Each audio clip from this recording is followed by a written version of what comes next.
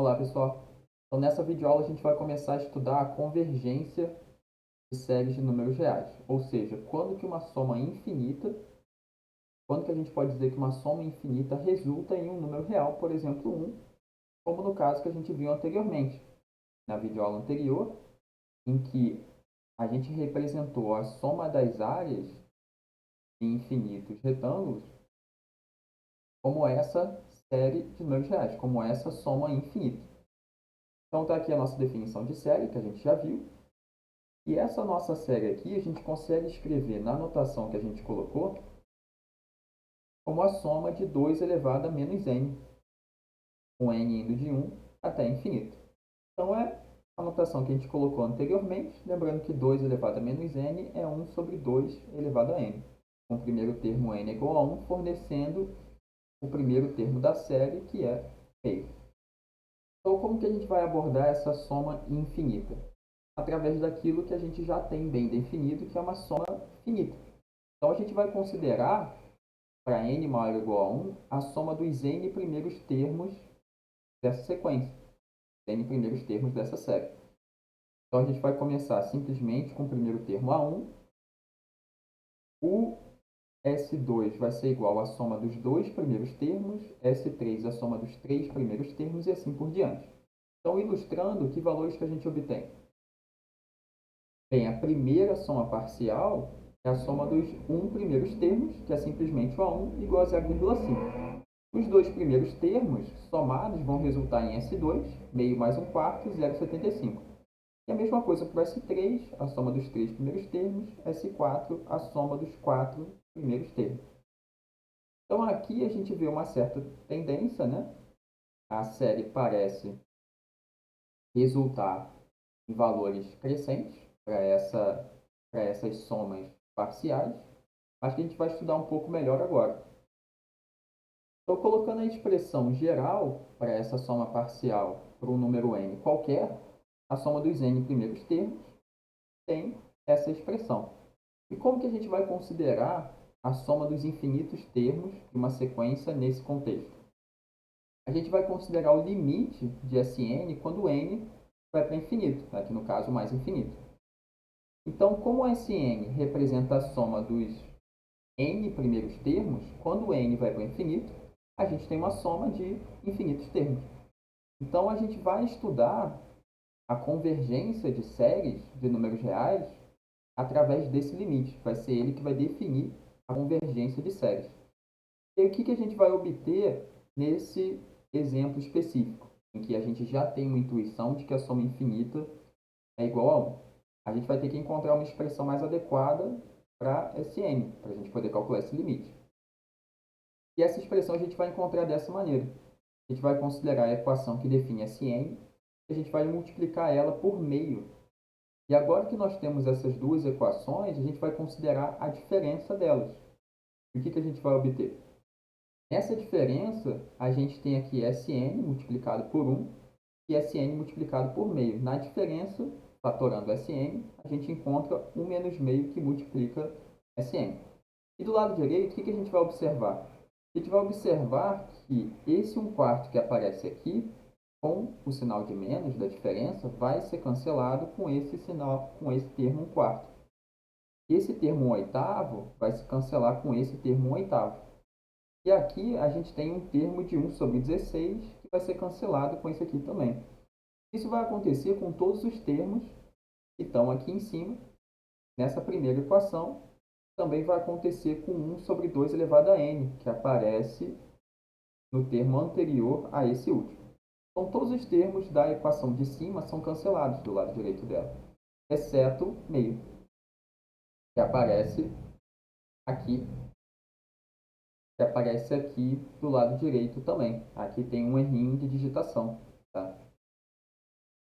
Esse termo aqui do lado direito deveria ser igual a meio, ele é igual a meio por conta desse termo aqui, que não foi cancelado. Então, só um errinho de digitação aqui. Mas aqui a gente pode isolar agora o Sn e encontrar uma expressão mais adequada para o Sn para a gente poder utilizar ela para calcular aquele limite que a gente comentou. O limite de Sn quando n vai para o infinito. Então, nessa equação seguinte, o erro em digitação já está corrigido, né? No numerador, a gente tem meio menos 1 sobre 2 elevado a n mais 1. E no denominador, a gente tem esse termo em parênteses. A gente dividiu a equação dos dois lados por 1 menos meio.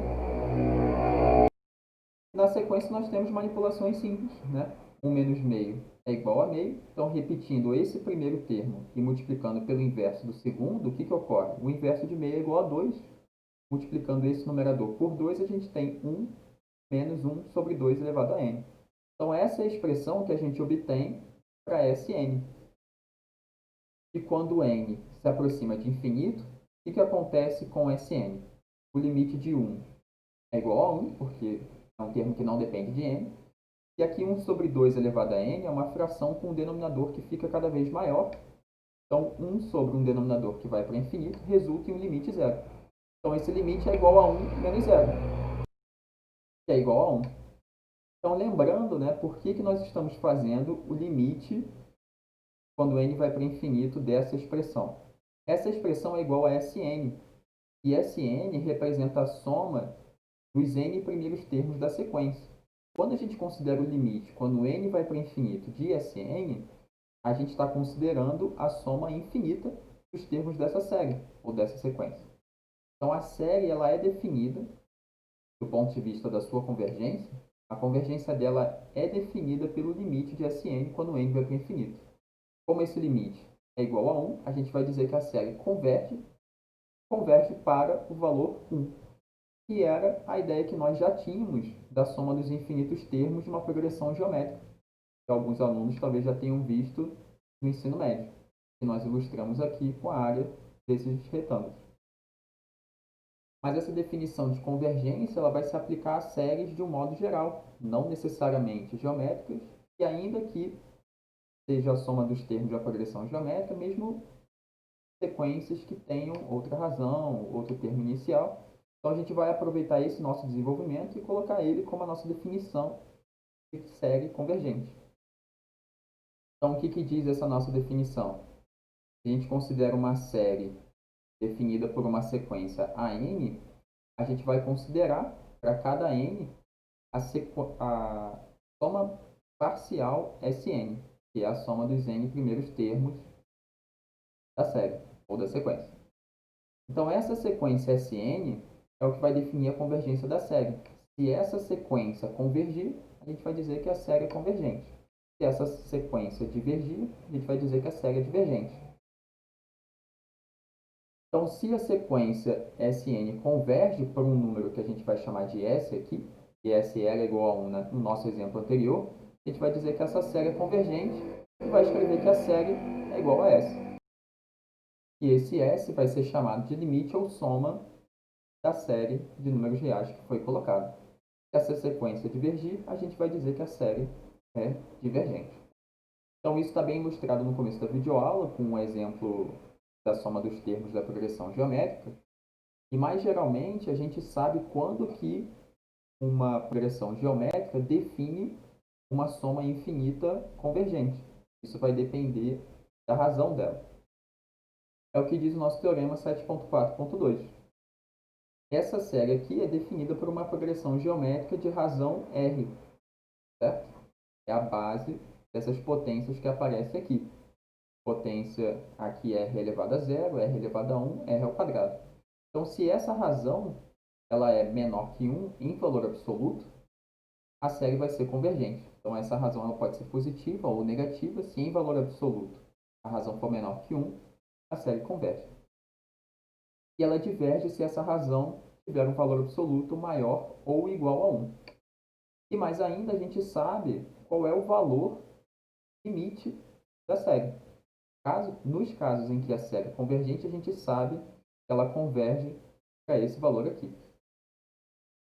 Então, um exercício interessante é vocês aproveitarem o raciocínio que foi colocado nessa videoaula aqui para aquela progressão geométrica específica e tentar desenvolver ele no caso de uma série geométrica qualquer, como essa aqui. E aí, lá na hora de manipular o limite da sequência de somas parciais Sn, vocês vão conseguir concluir que aquele limite ele existe em alguns casos e não existe em outros. E assim vocês vão conseguir provar esse teorema 7.4.2. É um exercício interessante.